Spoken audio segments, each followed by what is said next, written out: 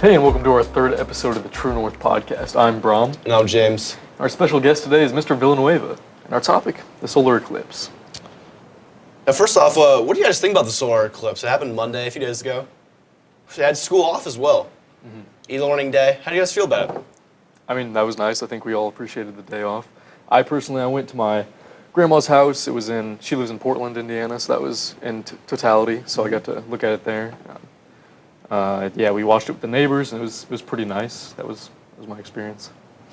Yeah, this has been building up for me for at least the last 7 years, because 2017 we had the partial eclipse here, and I was kind of in charge of having some activities for the school out in front, and I can remember saying, "Oh, it's nothing compared to what we're going to get in 2024."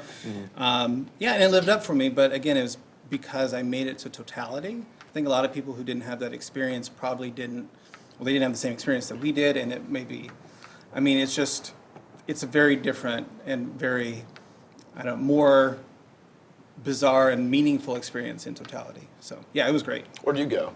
I drove I was just planning to driving south to the county line.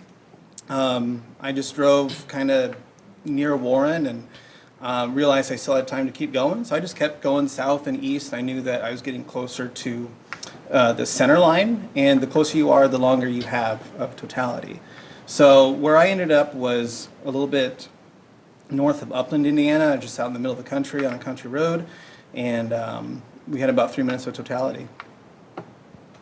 Yeah, I think the totality definitely did make it way better, because if you were looking with the glasses, you couldn't even see it, Right, you had to take them off. Yeah, so, and then if you weren't in totality, I'm sure some people looked at it without their glasses, but you really weren't supposed to look at it. I peeked for a bit, not too long, because the sun was mostly blocked, so I did take a peek. It looked pretty cool. I have a few pictures actually, not too many good pictures because it's my phone. A lot of people did take pictures, lots of better ones, because I was just at Memorial Park. It was not in totality really. We just had a minute or so, but it was still nice though. It was still a nice picture, still a good sight. For sure, yeah, I think it was. All right, yeah. When looking at the eclipse, it's almost like a phenomenon for some people, right? If you don't really understand how it works. So I was just wondering if you could explain how does it happen? How does that work? Yeah, you talk about it as a phenomenon. Could you imagine not understanding what was going on thousands of years ago? A lot of people think that sort of event is beginning of religion for our species, just because it's just this unexplainable and scary thing. But what we know now is that the moon is constantly orbiting the Earth, and if the moon happens to be on the same side of the Earth as the sun, then there's always potential that it could create a shadow, right?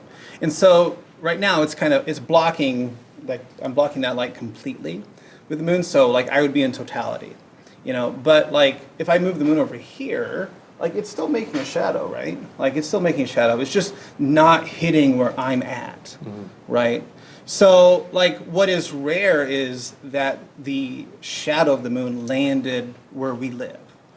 But as far as other eclipses, there will be other eclipses soon on the planet. I'm sure a lot of people who experience totality are already planning their next trip. And so 2027, there's going to be an eclipse that total eclipse that passes right over Egypt. Luxor, Egypt, and so in Karnak Temple, which is all built based off of astronomical things, there's going to be a 6-minute long totality experience right there at that place.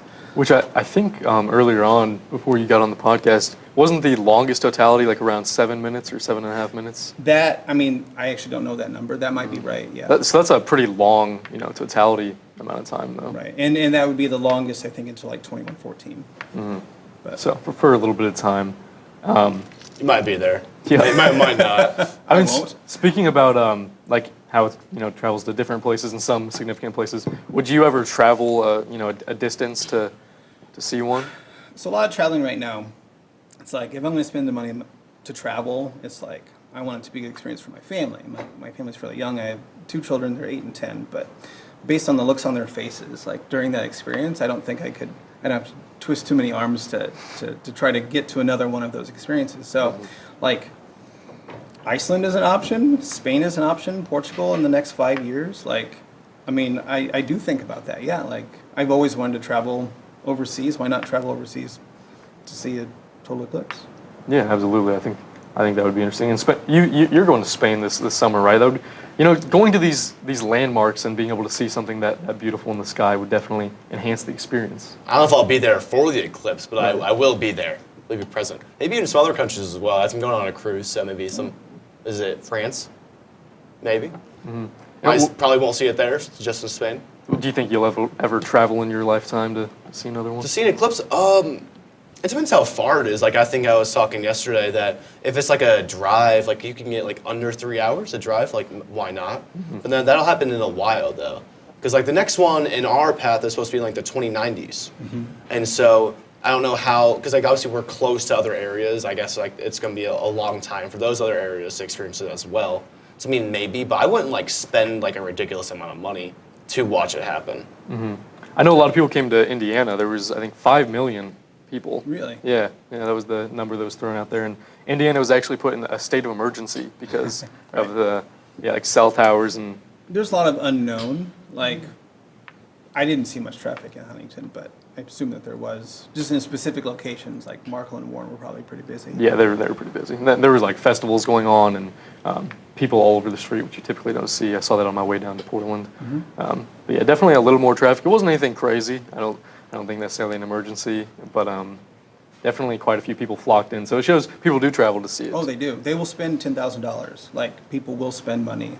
Probably because they experienced it once and need to experience it again. But like, yeah, somebody said that they met a British woman in Markle. It's like, if you're going to travel from Britain, why don't you get closer? Like, why Markle? Maybe she knew somebody. But yeah, people do travel for it. People will spend money, a lot of money. Yeah, I think I thought it was really interesting.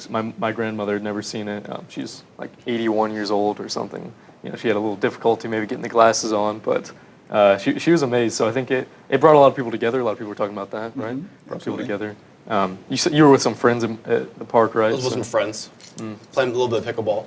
And a lot of people there as well. I mean, it brings like a lot of people together. Everyone was watching it really, because you weren't really inside and like not like doing anything. Everyone came out. Like I know Wendy's had a sign that said they were closed for like the 5 minutes like during totality.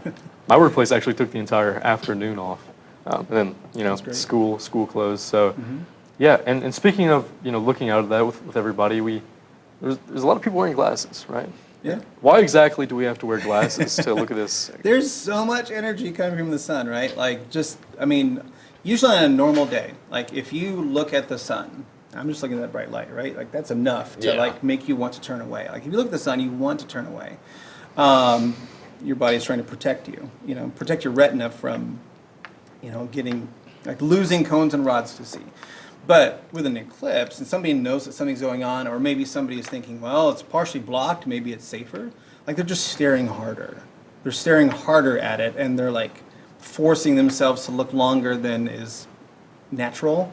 And I think that that's why a lot of people were like saying, oh, well, it's going to be way worse with the eclipse. There's a tremendous amount of energy coming from the sun always, and that's always going to be harmful to you. It's just that people are trying harder to look at it.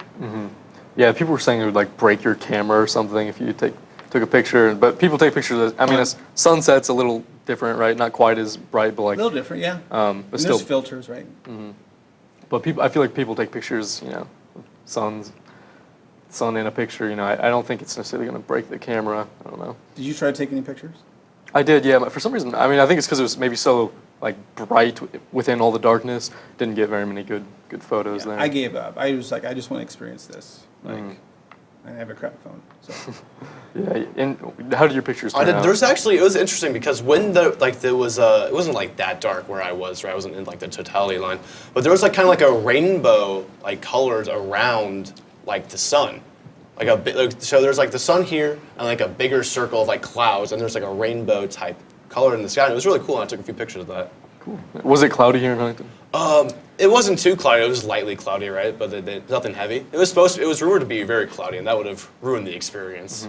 Was yours clear skies? No, it was cloudy, but probably in the same way. It was high level clouds, and so those are easier for like the light to travel through. Low level clouds are thicker, and that would have ruined it for us. But the high level clouds actually, like you said, you got to experience that phenomenon of the halo. I saw that too. Yeah. And you were in the country, right? Did you see the country lights turn on? I missed out on that, but what I did get to experience was, first I heard frogs, like bullfrogs, like you usually hear them at night or in the evening. They started in. And then I heard a rooster crowing. Like, Really? So that was kind of cool because, I mean, they were confused. Yeah, I heard crickets will sometimes start chirping as well.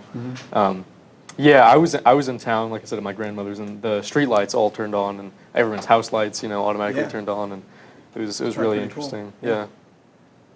Yeah. Let's see. But moving on, can you tell us about like when the next solar eclipse here will happen and like the next solar eclipse will happen in other places, because it's different everywhere in the world. Like how frequent do solar eclipses happen other places in the world? Well, what's nice is that anybody could get online and type in like eclipse paths map, like and actually if people want to see like how many other eclipses there are and when they'll be, like all of that is already known. Like the mathematics has already been done. The one that I kind of circled is in 2044. There's going to be a total solar eclipse that again crosses the whole United States, starting in Northern California, and actually comes swooping down and basically covers the whole state of Florida. So like for us, where we live, that's the next closest one I think people could get to reasonably. I think if you're in Huntington, Indiana, the closest would probably be Arkansas or Alabama, like going down there to be able to see it. But I mean, that's fairly reasonable. You don't have to leave the country or anything, But as far as like this area, I think we mentioned like 2099, like for here.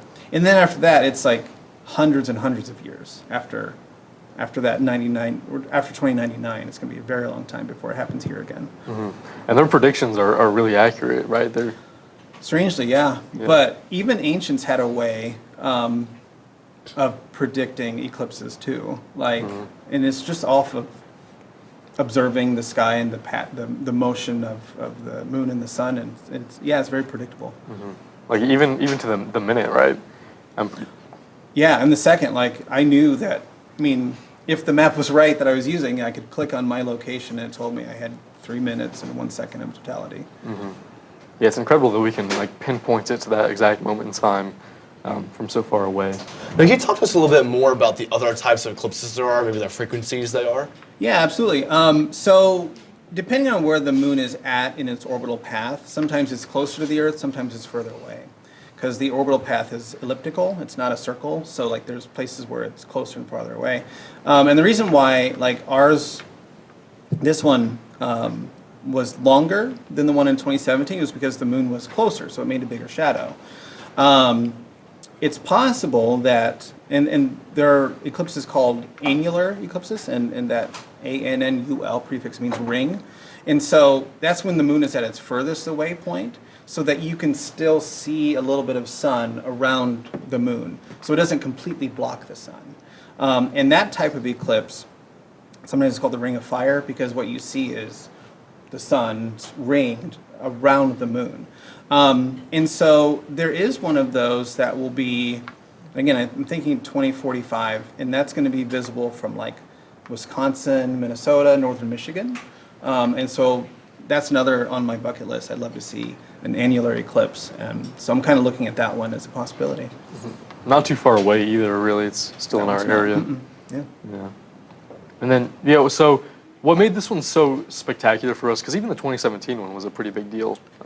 We went outside for school, I think, and everybody was making a big deal about it. We had glasses and things, but this one is much more important because even in Huntington, it was a 99% eclipse. So do you know what percentage it was in 2017? I think it was around 60 to 70%, if I remember right, which is still a very different thing than the normal. Like that's why we made an event of it. That's why we had the eclipse glasses, that we could see that. But yeah, like even if you were in town, right, and didn't experience totality, 99.95% is still a very different experience, right? You still can maybe get that diamond ring effect. So the diamond ring is when, like right before that totality happens, like there's just a little bit of sun, like just a little bit of light peeking over the edge of the moon. And I was told by some students who were in Huntington that they got to experience that diamond ring effect, even though they didn't have totality.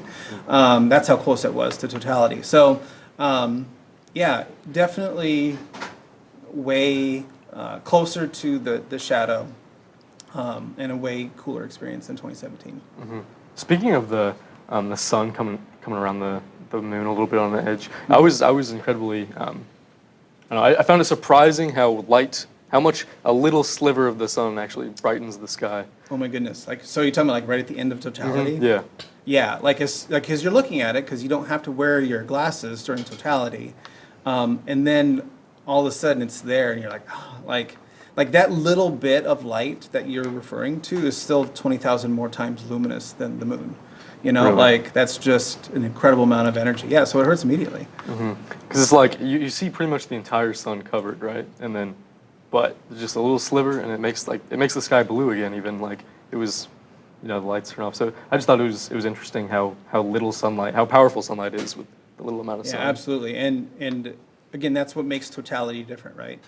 Like totality is 100% blockage. Even that little 0.05% is a tremendous amount of light. That's about all we have for today. Thanks for hanging out and listening to us today. Thank you, Mr. V, our first guest on the podcast, for coming in as well. Thank you. Tune in next time for our next episode where we'll be discussing what you should do when you're feeling unproductive.